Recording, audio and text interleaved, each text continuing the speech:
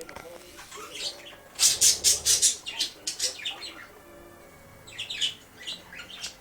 the shooting, Ruth Ellis was taken to Hampstead Police Station into the interview room near the rear entrance. Just before midnight, she was questioned about the murder of David Blakely.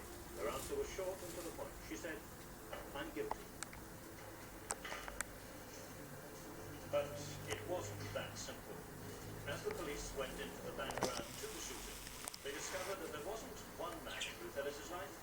There were two. She'd been arrested for the murder of David Blakely. But she'd also lived with Desmond Cussler. What I did live with Desmond.